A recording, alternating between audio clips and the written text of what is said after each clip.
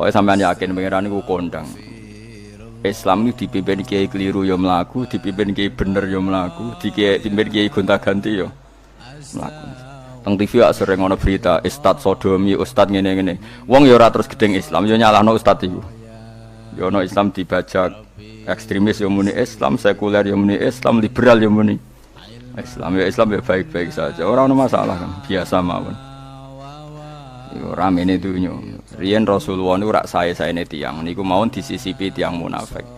Karena ndak ada cerita pendapat itu memuaskan semua napa pihak. Rasulullah rak kesayangane pangeran.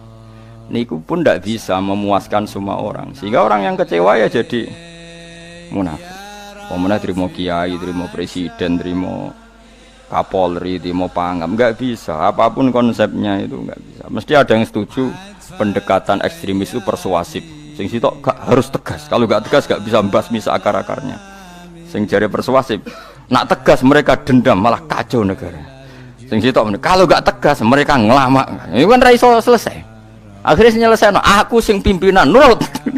Akhirnya sing pendapatnya gak tinggung. Nurut ya nurut mergo dipecat tapi terus balelo sithik. Balelo apa? Sithik-sithik. Masjid ge ngoten nasibe, kiai ge ngoten. Kulo nek ndek murid kuatah, ndek santri kathah sing kiai ge kathah. Ono kiai niku sowan kula, Gus, masjid iku ape nganakno zikir Ramadan. Dadi 24 jam full mulai bar subuh sampai sahur. Saking semangate ibadah Ramadan. Terus ibadah ning dia ditakok, ya teng masjid. Dadi masjidnya ben makmur, terbaik masjid makmur. Tas tak omongi. Lah apa ngarit ora ibadah? Apa dadi satpam mergawe iku gak ibadah? Apa nyupir angkot golek nafkah ibadah? Kiai kok goblok kira karuan aja muni ngono. Astagfirullah, iki ora urusan iku, Gus.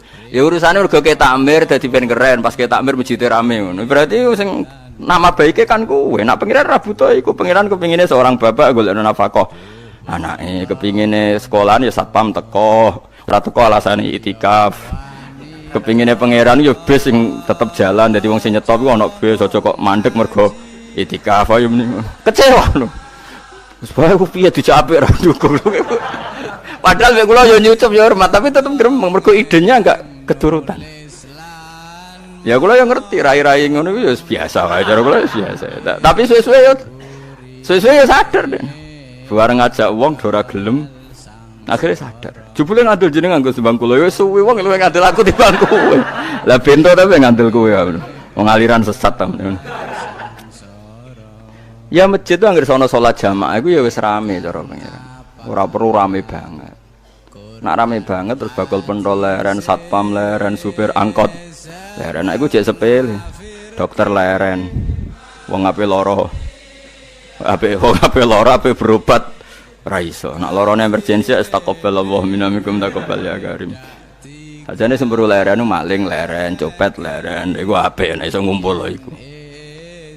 Makanya ngaji ku ambek wong alim kan, karena orang alim itu yang tahu duduk perkaranya agama. Seorang itu yang tahu duduk perkaranya agama. Nabi itu kalau ngendikan itu sampai sahabat itu gak bisa menampung. Kadang menyebut kebaikan satu majelis sampai 63 sampai 70. Misalnya Nabi ngendikan al-imanu bid'un wasituna bid'ah. Iman itu ada 63. Terus nyebut terus. Pertama ngendikan a'la la ilaha illallah, tertinggi adalah kalimat tauhid. Wa adnaha imatatul adza anitorik, terendah adalah menyingkirkan hal-hal yang mengganggu yang apa? Mukmin atau mengganggu jalan. Terus ngendikan seperti itu. Sehingga pernah suatu saat Rasulullah itu ngaji di masjid. Rasulullah itu ngaji di masjid. Nabi kalau ngaji di masjid itu memang di teras jadi terbuka. Terus ada pemuda santai dengan santainya nggo pacul, ngliwati Nabi ngaji diliwati. Nggo pacul. Ya santai. Singkat cerita semua sahabat itu mencibir. Celaka betul pemuda itu. Ada Rasulullah ngaji tidak ikut tapi dia berlalu saja bawa cangkulnya. Kata Nabi, kamu jangan komentar demikian. Jika dia kerja menafkahi ibunya yang lemah atau anaknya yang lemah, dia juga ibadah dan itu juga sunnahku. Hanya sahabat mereka sadar. Jadi untuk meramaikan Islam itu tidak harus semuanya ngaji di masjid. Yang ngapain kerja ya ben kerja. Yang penting orang ada di germo. Orang pengedar narkoba itu. Nah, itu orang kerja Kang, perusakan. Jadi sebetulnya orang tuh nggak bisa mengatakan kerja mau pengedar rekan narkoba itu ndak, pengerusakan tuh namanya. Tapi kayak adol pentol terus hal-hal yang halal itu namanya apa? Kerja. Dan kerja itu ibadah. efek dari pikiran ulama yang seperti ini, akhirnya masjid daerah ulama itu sepi-sepi. Mergo ngomong ngono terus wong wae nak ngono ora perlu ning masjid. Lah iku kesimpulane sing salah. Kok terus kesimpulane nak ngono ora perlu ning masjid bar saiki. Maksudnya orang ngono sing di aktivitas nggih monggo. Nek sing ada aktivitas timbang turu ning omah akhire aduk ibadah ning masjid aja aduk turu ning masjid. Nah, akhirnya daerah-daerah tertentu sing akeh ulama mesti masjidnya sepi tak jamin. Jajal gitu delok ning Rembang. Oh, tambah sepi. Karena ulama cara berpikir jong kerja ya ibadah, ngernet ya ibadah, mulang ya ibadah. Akhirnya orang masjid pas tarawih. Iku wae golek sing cepet. Tapi kunane kuno, Nabi sekalipun itu yang namanya orang yang mendengar, tetap ada yang menolak. Konsep perang di luar kota itu kan secara teori militer itu rasional. Bikin kontak ya rasional. Tapi orang yang berpendapat tadi, ya Rasulullah kita di rumah saja, itu ya gelo. Kayak tadi orang yang ingin memakmurkan masjid kemudian kan saya seperti itu ya gelo. Kalau pikiran saya suatu saat dia sadar, intinya sadar, terus sowan saya sadar.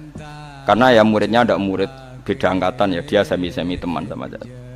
Tak omongin ngene, jong kowe nak pancen seneng masjid tenan, masjid itu aja dadi problem bagi umat.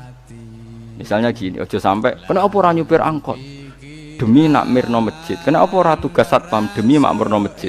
Berarti masjid ini menjadi problem penghalang dari sistem sosial ekonomi. Kowe seneng masjid darani problem, kowe seneng masjid dianggap kambing. Ya sudah, sholat jamaah saja, sholat jamaah di masjid. Terus yang nganggur-nganggur ya ke masjid. Tapi kalau yang sibuk ya monggo, asal itu halal ya ibadah. Ketika Nabi setiap aktivitas muslim asal halal itu apa? Ibadah. Makanya kita harus. Nah, tapi kan pendapat seperti ini itu kan kadang dibantah juga. Tapi ke Ramadan Gus tahun pisah, nosok ngujinan rasa setuju. Tak bukti kalau dia hadu nafsi tak tes. Ya wis aku setuju, syaratnya ketuane takmir ra kowe. Dadi masjid rame pas kowe ra ketua takmir. Isen dene karena dia ingin punya prestasi. Berarti sawang wow pas dene ketua takmir hadun nafsi enggak? Hadun nafsi pasti dia itu cari. Ya jajal pengajian sing gede-gede. Mergo pengurus takmire kepengin pas era ndekne tau pengajian gede. Pas gak pengurus takmir terus ana pengajian gede. Lha opo rame-rame bareng. Padahal orangnya sama. Nah itu ulama itu tukang ngomong seperti itu. Mungkin menyakitkan, tapi ulama itu terus ngomong seperti itu supaya agama ini dibawa berdasar ikhlas, bukan hadzun nafsi, bukan kepentingan pribadi. Tapi tentu ulama tetap ngomong iktikaf ya sunat baik, kerja ya baik, amal lainnya asal baik ya baik. Ngomong gitu terus. Tapi kan mangkel loh akhir ulama, karena bagi pengurus masjid baik itu pas Ramadan ya masjidnya rame. Bagi yayasan yatim piatu amal apik ya dikekno yayasan yatim piatu. Bagi KBIH, bagi travel amal apik ya umroh. Ya ora. Iki tenan kula raguyen. Mana mungkin travel umroh dalil kowe nek ade dhuwit luwih kekno cah yatim, kekno masjid, gak payu travel. Tapi dalile al umroh ilal umroh kafaratun lima bainahuma. Umroh itu yang mengkafaroi dosa. Jadi dan itu kersane Allah, orang macam-macam pikirannya kersane Allah dan baik-baik saja. Dunia diokal-akali ini ya baik-baik saja. Allah ya tenang aja tetap sugih. Cuma ulama harus ngomong seperti saya. Jadi karena keterbatasan manusia sehingga yayasan yatim piatu mesti ngomong seakan-akan ibadah terbaik yang nyumbang yatim piatu. Nanti yang di travel ibadah terbaik ya sowan Nabi umroh. Nanti sing jamaah thariqah ya ibadah terbaik itu thariqah. Semua dan itu semuanya baik gak masalah, kita tidak masalah. Tapi kalau memaksa orang lain harus seperti itu dan mengkerdilkan kebenaran hanya surahnya gambarannya seperti itu, kita sebagai ulama harus melawan. Karena Nabi dawuh kebaikan itu sekian jumlahnya. Nabi menyebut di satu majelis itu 60. Sampai yang diantara yang disebut itu nganti ono sing jorok. Wa fi buti ahadikum sedekah. Kowe ngeloni bojomu iku sedekah. Sampai sahabat takok, "Ya Rasulullah, masa urusan gitu ibadah?" Ayati ahaduna syahwatahu wa huwa alaihi ajrun. Masa urusan kelon itu ganjaran ibadah. Terus Nabi jawab, kata Nabi, "Faqih falawadu'a fi haramin akana alaihi wisrun." Kalau andikan dia meletakkan mental seknya atau aktivitas seknya di luar yang halal, apakah itu tidak dosa? Iya ya Rasulullah. Terus kata Nabi, "Wa kadzalika," begitulah kalau diletakkan di halal dia juga dapat apa? terakhir Nabi ngendikan takufu syarraka anin nas fa innaha shadaqatun minka ala nafsik.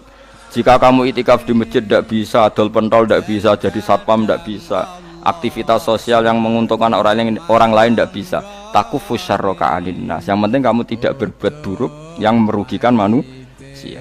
Sehingga sampai ada riwayat dari orang sufi, ibadahnya orang zaman akhir itu tidur, karena anak tidur gak ganggu wong.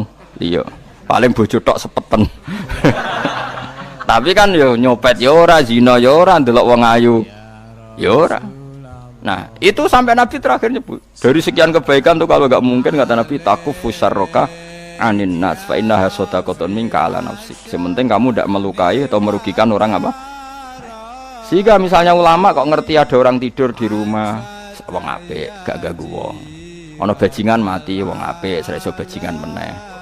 Nah, akhirnya masyhur orang krono bajingan mati, kiai tenan ya. Saya nggih mayit niku, wong gak siap muni saya. Bajingan sih. Saya padahal ning atine kiai nek mati ya apik dong ora iso bajingan. Akhir dari bajingane ya wis mati. Lha sekarang ngakhiri bajingan apik ta elek? Apik. Berarti matine elek ta apik? Apik. Maksudnya kiai ku apik matine ora apik wonge. Lah wong gak trimo pikirane apik iku. Wonge. Lah kiai wis ndake pinter maksude. Apik nggih niki. Ngomong keberatan. Ayo men apik. Ya sesuk kan wedi yo. Nggih apik. Lah itu ilmu. Jadi ngaji ilmu itu orang harus punya kesiapan pendapat meskipun itu kita tidak siap. Wa wasa antakrahu syai'a wa huwa khairul lakum. Pendapat meskipun kamu kadang tidak cocok, bisa saja menurut Islam itu ini lebih apa? Baik. Karena tadi kebaikan itu sekian bentuk. Bisa ulang kebaikan